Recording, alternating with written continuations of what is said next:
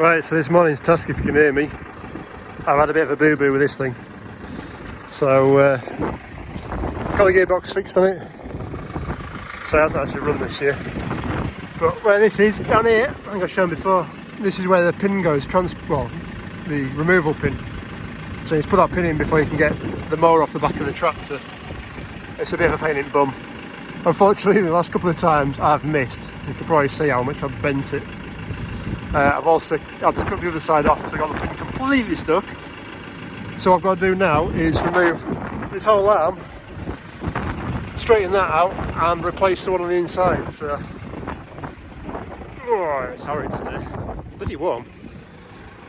So job is to take this pin off, which has got these springs on it. Oh, this is a pin through there. That can come out. That pin off for the ram. And that big pin off down here for the bed. And then this whole arm can come off, which means I can weld it a lot easier on the underside down there. I'm thinking that's the plan anyway, so we'll try and find out. Right, we have separation finally. Took some bloody beating to get pins out. I'll show you. So this is a stepped pin as well, which doesn't really help. You know, you'll see that. There's a stepped pin, so obviously when everything starts moving it gets stuck in there and can't come out. That one took some fighting, but that was just that's just a straight pin, but one of the collars, well the spacers actually for the ram, was a bit of a pig. So what I'm going to do now is get a block under there and then detach it from the tractor. Just pack that side out because that side's basically touching the frame anyway. And then she's free. Right, so I've just lifted this in as well. This is the headstock off the Sipma mower. So she's actually in the wrong orientation. So it could be like that, and then the mower's on this end. So that mower goes up there.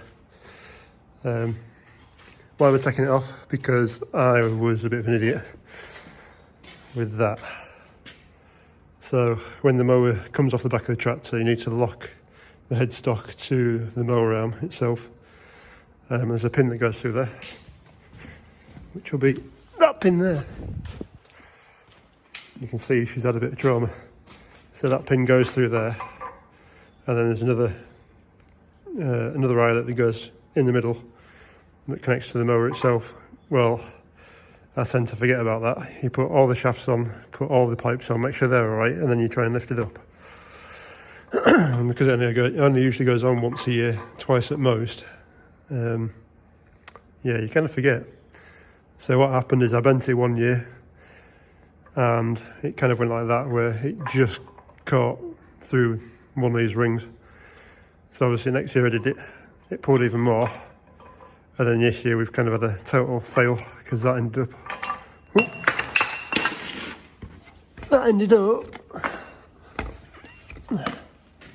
so that actually ended up being like that the other day when I was trying to move it, which is no use. So what I try and do is probably heat this back up again, pull it straight, and then I'm probably going to go try and find a piece of steel, which is quite thick, and remake this part and drill a hole through it. So I've got to grind all this back out. This is actually welded a big full plate down here, down the side, but you're not going to get that out without taking all this off. So straight down there, weld it back on two sides, it should be fine.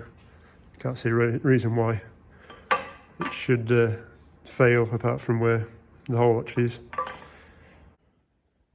Right, so a bit of an update on this headstock for the mower. So I asked the lad next door if he could do this for us. Basically that was the leftovers of what should have been around that pin type thing. He heated that up because my little heating setup, which is down there, the little oxyacetylene job, is not really designed for doing big bits of metal. It's only like a welding set slash thin metal, but that's like 10mm. Anyways, braid that back, had a bit of steel, he's cut that out, drilled the hole for us, and then welded it back on. I've just filed up the pin so the pin rocks nicely in and out. So I've just got some paint, and fun enough, everybody uses that. So I've just found some paint that isn't actually a million miles away colour wise from that, so it'll be a different shade but a bit better than red. And the top coat, to be fair, that is proper red oxide as well. I have a little mini supply of red oxide, half-litre tins, that is getting used very slowly, but that stuff is rock hard. When I used to have the Unimogs, I had it on the chip body and then painted with Hammerite, and this actually lasted longer than the Hammerite did. So yeah, anyway, top coat on and then can leave that for drying. Right, so just jinked all this about and put the strap on there and down to that pin. What I need to do is get that a bit closer because that won't reach from there. So nice and simple. This is what I'm doing on the tractor because I can do stuff like this. And then hopefully get her somewhere close enough to do that. And go back up and take the weight, and I can slide that off the top as well. So yeah, make the job simple. Right, so we've got on the forklift, chain in the middle, and then I've just got a strop at the right hand side just in case it, well, I was trying to go nose down, so I think it's equalled itself out. Tell you what, trying to do a job without Sanderson, trying to do a job like this without the Sanderson would be a pain in the bum. It's times like this, I'm glad I've got it. Right, I need to work out now if I think I'm going to have to go turn it around because I want it, headstock's supposed to be that end, not that end. And then a bit of level ground, or somewhat like level ground we've got, is work tractor's parts. So, right, 3-point turn, here we come.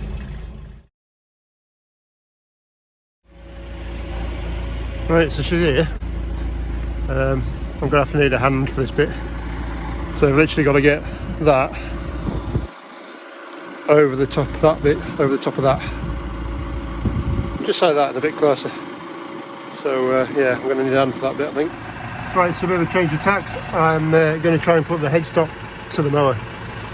I can hear my mate already going, hey, why do you do it that way? So, I'll do it that way. Only thing is, I've kind of blocked myself in now, I think. Anyway, we're going to shunt it out, and I'm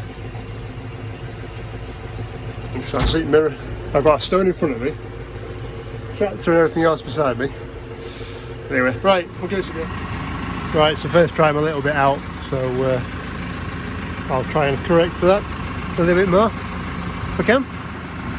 Well, we're getting closer now, so it's in between. We're not looking too bad, but she wants jimming around a little bit, I think.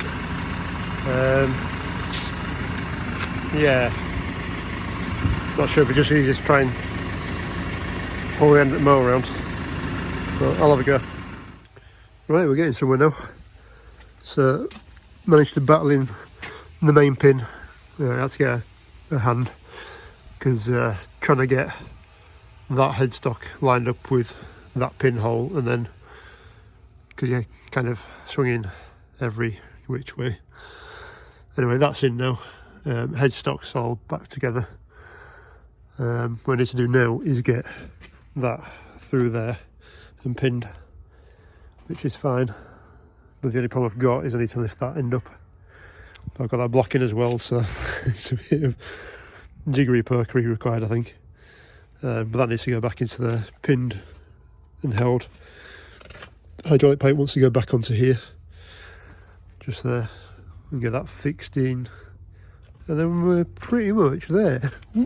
Fall over me, Jack. Pretty much there, so we'll try have a go moving that now. Right, my ladies and gents, welcome to Wednesday morning. Yeah. So it's another wet, dreary, cold, miserable, horrible morning. Hang on, let me just, yeah, I'm in odd difference. Right, so mower's back on. I've had a play with the pipe that runs to the main ram that lifts the whole mower up and down. Just down there where that rag is, and just rerouted round that way.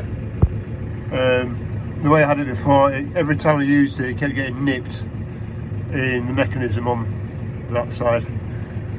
And I've crushed it once, and it's not the best idea, so tried rerouting it, put it onto it back.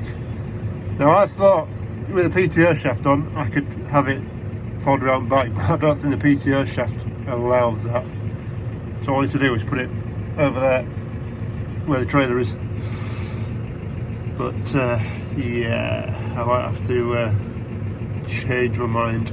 I have tried picking this up before with the loader. I think with that one, rather forklift, and tried sliding it into a place I wanted, just because it's 14 foot long as it is now. It takes a fair chunk of room up, and it's not going to go in there because there's no room, so it's going to have to be outside. Anyway, we'll have a fudge around and see what we can do.